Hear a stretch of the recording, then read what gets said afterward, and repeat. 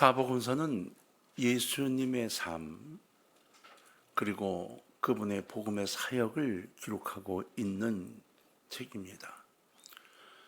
하나님의 아들이신 예수님이 이 땅에 오신 것, 그 엄청난 사건을 기록하고 그분이 어떠한 삶을 사셨는지를 우리에게 전달해 주고 있죠.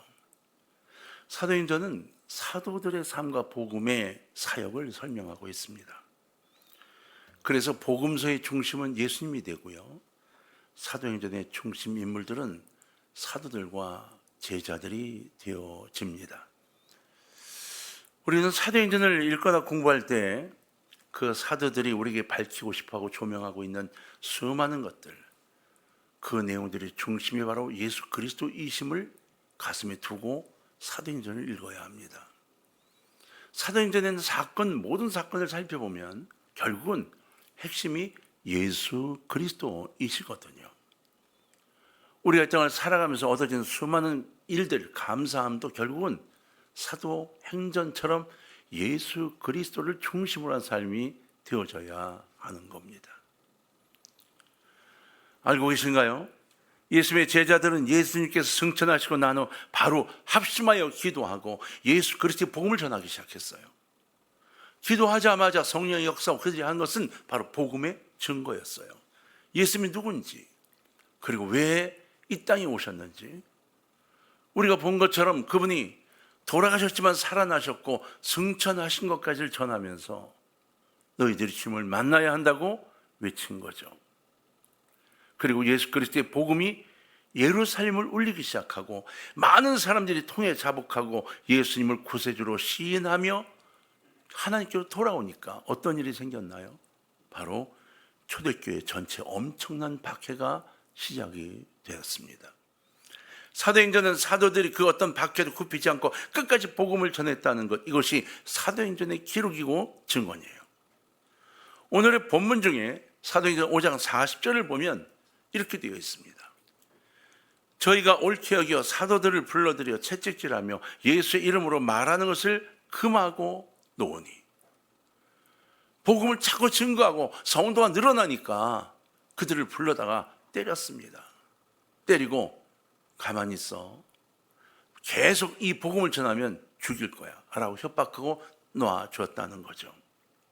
사도들과 제자들은 그냥 교회에 모이자고 전도한 것이 아니에요. 여러분, 우리 교회 모여봅시다, 교회 오세요, 재밌는 일이 많아요 라고 전도한 게 아닙니다.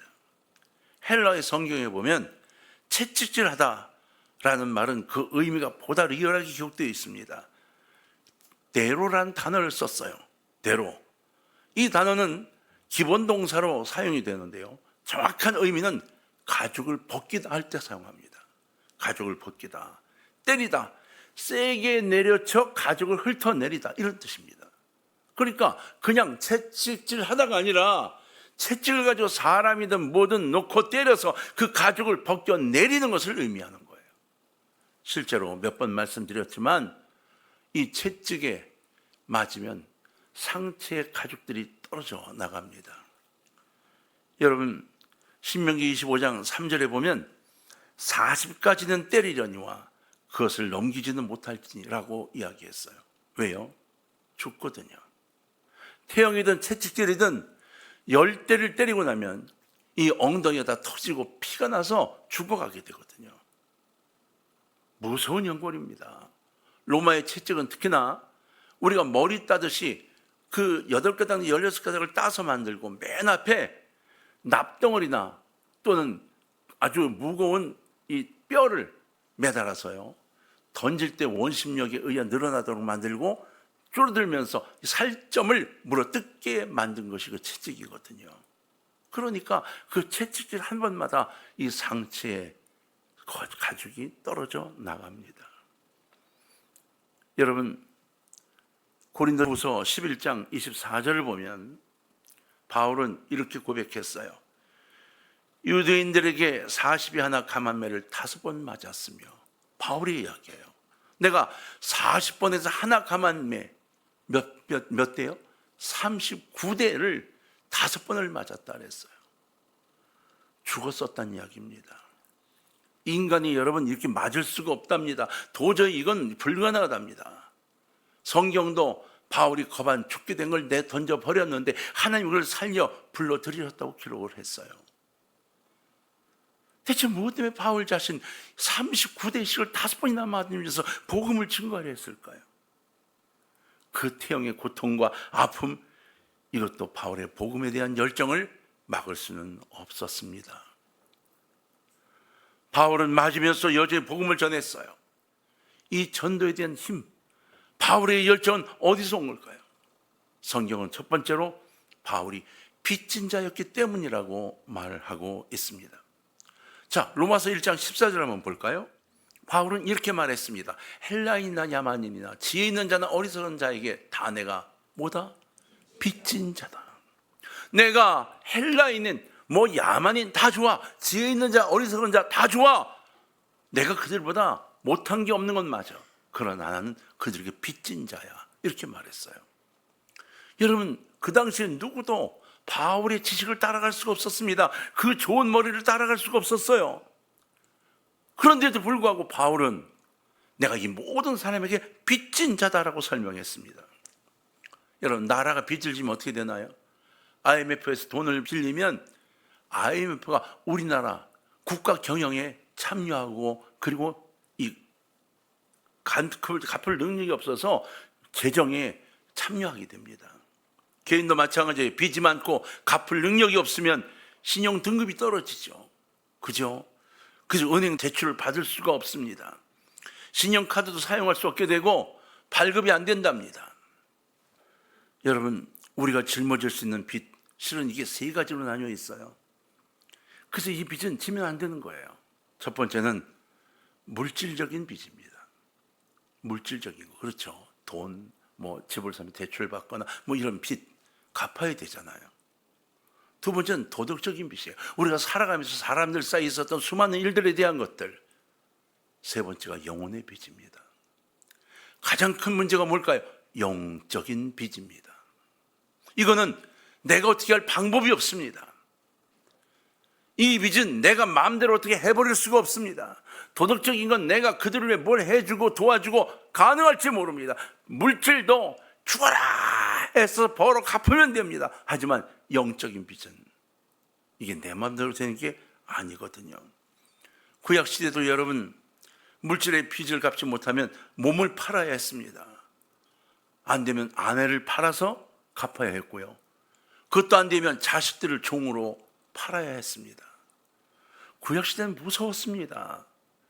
여러분, 로마서 13장 8절에서 바울은 이렇게 권면하고 있어요. 피차 사랑의 빚 외에는 아무에게든지 아무 빚도 지지 말라. 남을 사랑하는 자는 율법을 다 이루었느니라. 빚 지지 말고 살아. 사랑의 빚 외에는 지지 마라. 사랑을 받고 사랑을 해. 이거 외에는 빚을 지지 마. 욕심 부리지 마. 이렇게 말하고 있는 거예요. 여러분, 바울은 자신이 예수를 믿게 된 기적과 그 과정을 복음의 빚이라고 봤어요. 자기 자신이 바로 복음의 빚진 사람이라고 고백하고 있는 겁니다. 다시 말하면 핍박자였고 죄인의 괴수였던 자신이 예수를 만나고 믿음을 갖게 되어 구원을 받은 것처럼 다른 사람들도 예수님을 개인적으로 만나고 구원받아야 한다고 생각하고 그것을 행하려고 애썼다는 거예요. 내가 구원받고 보니까 얼마나 감사한지, 내가 하나님을 만나고 나니까 얼마나 감사한지. 그런데 하나님을 만나지 못한 저들은 결국 지옥 갈 건데, 나 같은 게 천국 가게 생겼는데 저들이 지옥 가니까 내가 빚진 자네. 나 같은 게 지옥을 가야 되는데, 그래서 내가 빚진 자라고 고백을 하고 있는 겁니다. 여러분, 우리는 복음의 빚진 자임을 기억합시다. 그냥 잊어버리고 나는 빚진 자라니 말도 안 돼 하지 말고 진짜 빚진 자임을 알아야 합니다. 여러분, 바울은 이 놀라운 사랑의 빚을 갚기 위해서 그래서 일평생 자신을 주님께 바쳤던 거예요. 39번의 매를 거반 죽게 된 5번이나 맞고도 그래도 기어 일어나서 복음을 들고 다시 그 성으로 들어간 겁니다. 두 번째는요, 하나님이 주신 구원의 능력 때문입니다. 로마서 1장 16절에서 바울은 이렇게 말해요. 내가 복음을 부끄러워하지 아니하노니 복음은 모든 믿는 자에게 구원을 주시는 하나님의 뭐가 됨이라? 능력이 됨이라. 이렇게 말했어요. 먼저는 유대인에게, 그리고 누구에게? 헬라인에게. 모든 자에게 바로 구원을 주신 하나님의 능력이야. 이 복음만이 천국 갈 수 있는 능력이신 거야 라고 이야기를 한 겁니다. 병원이 하는 일은 병든 사람을 살리고 병든 육체를 고치는 거예요. 그러나 병원도 한계가 있음을 우리는 압니다. 지난 주간 서울 아산병원을 좀 다녀왔습니다. 췌장 때문에 진료받고 그 진찰하고 하느라고 이제 마지막 다녀와서 여러분 기도 많이 해주셔서 별 문제 없이 정리가 잘 됐습니다. 너무 고맙고 감사해요. 근데 그 이른 새벽에 가서 하룻밤을 자면서 이른 새벽에 가기도 하고 새벽 기도 마치고 막 해서 가봤는데요. 제 마음이 답답했어요.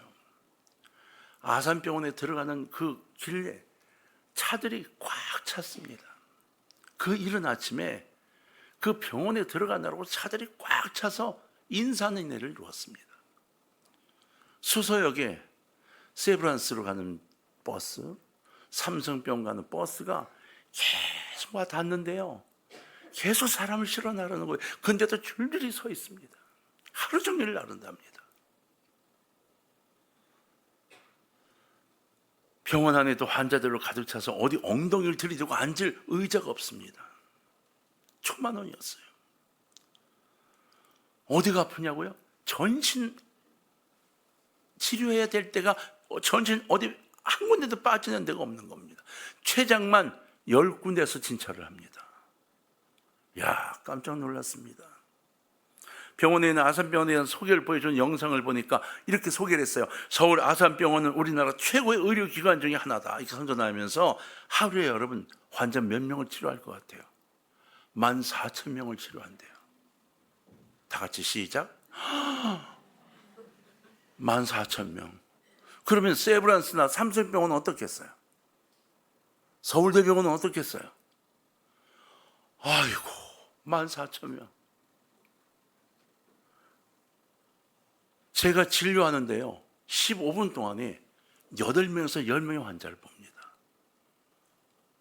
어떻게 하게요? 들어가면 켜놓고 예. 나가면 간호사하고 이야기하세요. 다음 환자 예. 이게 끝입니다. 사람이 막 인산이 있는 겁니다. 전국에서 올라오느라고. 그런데 여러분 중요한 게 뭐예요? 현대 아산병원의 영안실에 빈 곳이 한 군데도 없답니다. 의술이 정말 좋아졌습니다. 근데도 불구하고 고칠 수 있는 병보다 고치지 못하는 병이 훨씬 더 많은 거 아시죠? 약품도 여러분 얼마나 좋아졌는지 모릅니다. 제가 마취를 해보니까요, 저는 마취를 했다 깨어날 때까지 몇 시간 아니요, 수술 딱 끝나고 나오면서 마취가 바로 깹니다. 정신이 싹 돌아온 게 느껴집니다. 얼마나 약이 좋아졌는지 몰라요. 그럼에도 불구하고 이것저것 아픈 것을 그 약으로 치료할 수가 없는 세상이잖아요. 고치는 병보다 고치지 못하는 병이 훨씬 더 많습니다. 여러분, 육체의 병도 다 고치지 못해요. 그런데 하물며 병원이나 이 의약품이 인간의 영혼을 살리거나 죽일 수 있다고요? 고칠 수 있다고요? 아니요, 택도 없습니다. 육체도 못 고치는데 영혼을 고쳐요? 아닙니다. 그래서 피폐되어 가고 파괴해 갑니다. 바울은 말했습니다. 예수 그리스도의 복음이 인간의 영혼을 살리고 구원하는 능력이라고요. 이 예수 그리스도의 복음, 이 복음이 여러분 곳이 되도록 받아들이시기를 주의 이름으로 축원합니다. 그래서 나는 이 복음을 전하고 있는 거야. 빚진 자거든 이라고 바울이 말한 겁니다. 예수님의 복음은 개인을 구원합니다. 가정을 구원합니다. 사회를 살리고 국가와 민족을 그리고 세계를 살립니다. 이 복음만이 이 세계를 움직일 수 있습니다. 영국의 수장을 네 차례나 역임했던 윌리엄 그레스턴이 있습니다. 그에게 한 젊은이가 물었습니다. 인간의 가슴속 깊이 박혀있는 슬픔을 어떻게 하면 확실히 치료할 수 있습니까? 그랬더니 이 수상이요, 정치적인 무슨 얘기를 할 줄 알았더니 이렇게 대답했습니다. 복음이요. 오직 복음 외에 다른 방법이 없습니다. 이렇게 대답했습니다. 우리나라 정치권에 있는 사람들 중, 우리나라 경제계에 있는 사람들 중 이렇게 대답할 수 있는 사람이 누가 있나요? 우리 여러분은 어떻게 대답하나요? 복음이면 방법에도 대답하나요? 아니면 무슨 약을 써봐, 이 대답이 먼저 나오나요? 우리 저속에 숨어있는 슬픔과 아픔, 좌절, 예수님을 만나야만 치유가 됩니다. 괴롭습니까? 왜 괴로울까요? 주님을 진짜 만나지 못해서 그래요. 주님 여러분 옆에 와 계십니다. 그리고 부르십니다. 내가 내 손을 잡고 싶어. 손을 내밀어 줄래? 내 손에 네 손을 좀 포개줘. 내 발에 네 발을 좀 포개줘. 그러면 네 모든 것들을 내가 책임져 줄게. 주님이 우리에게 주시는 약속의 말씀입니다. 예수의 복음의 능력이 나를 구원했고 우리 가정을 구원했습니다. 그러므로 예수의 복음이 이 나라를 구원할 것이고 전쟁으로 가득 채워져가는 세계를 구원할 수 있음을 기억하시기를 바랍니다. 세 번째, 복음을 전하지 않으면 화가 미친다. 그래서 바울은 열심히 전도했어요. 고린도전서 9장 16절 보면 내가 복음을 전할지라도 자랑할 것이 없으면 내가 부득불 할 일입니다. 만일 복음을 전하지 않으면 내게 화가 있을 것임이로다. 이게 바울의 고백이에요. 우리는 어떤가요? 복음을 전하지 않아도, 예수님 증거하지 않아도 괜찮다고 생각하지 않나요? 뭐 지금까지 별일 없었는데, 아닙니다. 별일이 있고 있는 겁니다. 있는데 모른 척하고 있는 거예요. 우리가 구원의 확신이 있거든 입을 열어 전해야 합니다. 안 되면 전도지라도 전달해 줘야 합니다.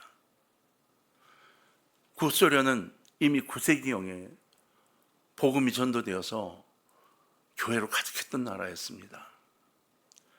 1237년 몽골군이 타타르족과 함께 징기스칸의 손자였던 바투칸을 인도를 따라 구소련을 침공하죠. 그리고 초토화시킵니다. 그때 얼마나 많은 기독교인이 죽었는지 모릅니다. 구소련의 수많은 그리스도인들이 순교했습니다. 굉장히 많은 교회가 불탔습니다. 그런데도 불구하고 다시 일어났습니다. 왜? 몽골군이 다 후퇴하고 지고 말았어요. 그래서 소련에 다시 구소련에 교회가 세워졌습니다. 그런데요, 1917년 공산당 혁명이 일어났습니다. 1937년 헌법을 개정하면서 종교활동과 선교를 법으로 묶어버렸습니다. 그때부터 소련 기독교는 전도를 멈췄습니다. 할 수가 없었습니다. 그 결과가 어떻게 되었나요? 교회는 점점 문을 닫았습니다. 그리고 결국 모든 교회의 문을 닫았고 러시아의 황금 문명도 문을 닫았습니다. 소련은 지금 겨우 살아가고 있는 나라가 되어버렸습니다. 전도하지 않으면 내 영혼이 화를 당합니다. 가정이 화를 입고 국가가 화를 면치 못합니다. 바울은 이 사실을 알고 있었기에 전도에 생명을 걸었던 겁니다. 우리나라 여러분, 교회가 굳건히 설 수 있도록 기도해야 합니다. 그리고 우리 자손이 살아갈 수 있는 터전이 남게 됩니다.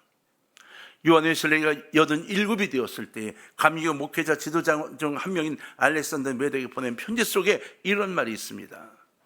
죄가 아니고는 전혀 두려워할 것이 없는 사람, 하나님이 아니고는 전혀 원하는 것이 없는 전도자. 잘 들으셔야 됩니다. 다시 한번, 죄가 아니고는, 죄 말고는 전혀 두려워할 것이 없는 사람, 그리고 하나님이 아니고는 전혀 원하는 것이 없는 전도자 100명만 내게 보내주세요. 그들이 성직자건 평신동은 상관없습니다. 그런 사람들이야 지옥문을 부술 수 있고 이 땅에 하나님 나라를 세울 수 있습니다 라고 감리교 교단에다 요청을 했어요. 이 전체 영국 땅에 100명만 있으면 된다. 100명이 없었던 거예요. 전도하겠다는 나선이가 100명이 없었던 거예요. 그 영국이 무너지기 시작한 겁니다. 감리교요? 영국이 본산인데 지금 감리교 본부 말고는 감리교 제대로 있지 않습니다. 여러분, 전도자 100명만 있으면 영적 전쟁에 이기고 하나님 나라를 땅에 세울 수 있다는 웨슬레이 고백을 잘 주목해야 합니다.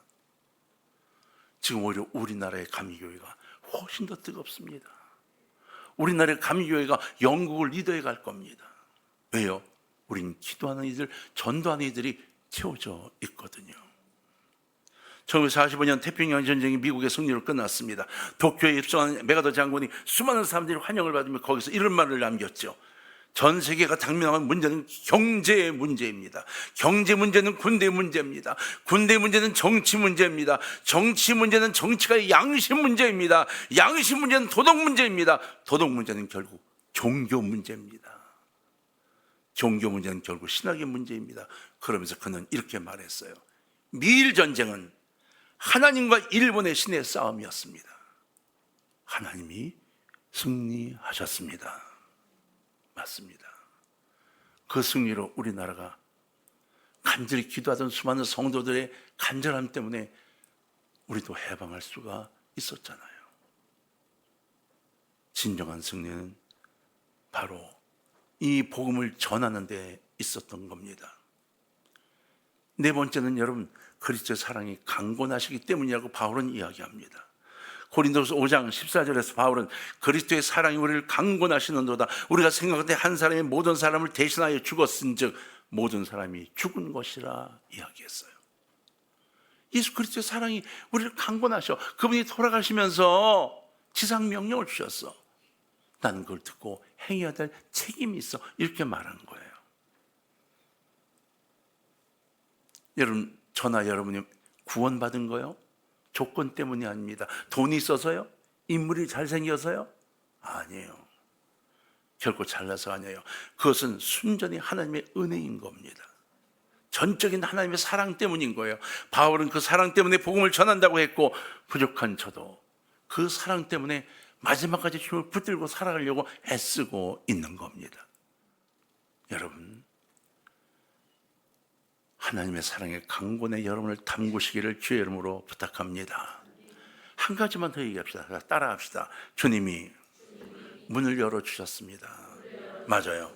고린도후서 2장 12절에서 바울은 내가 그리스도의 복음을 위해 들어와의 이름에 주 안에서 문이 내게 열렸을 때 그랬어요. 내가 하고 싶어도 주님이 문을 열지 않으면 안 된다는 거예요. 그런데 주님이 문을 열어주셨대요. 열어주셨대요. 지금도 세계 도처에 전도의 문이 닫혀있고 막혀있는 나라 지역이 많습니다. 이스라엘 보세요. 예수님을 믿는다고 고백을 하면 나 예수 믿어요. 그럼 공직자가 못 됩니다. 그리고 어느 날 갑자기 돌에 맞습니다. 전 세계 회교국가, 불교국가, 공산권 역시 문이 닫혀있죠. 그런데 우리에게는 여러분, 우리나라는 전도의 문이 열려 있어요. 안타까운 건 요즘 전도로 나가면 막는 일이 자꾸 생겨서 그런데 아니요, 그래도 해야 합니다. 동강의 가족 여러분, 전도는 때가 있습니다. 기회는 항상 주어지는 게 아닙니다. 언제 문이 닫힐지 모릅니다. 그때는 소용이 없습니다. 바로 지금입니다. 지금 전도해야 합니다.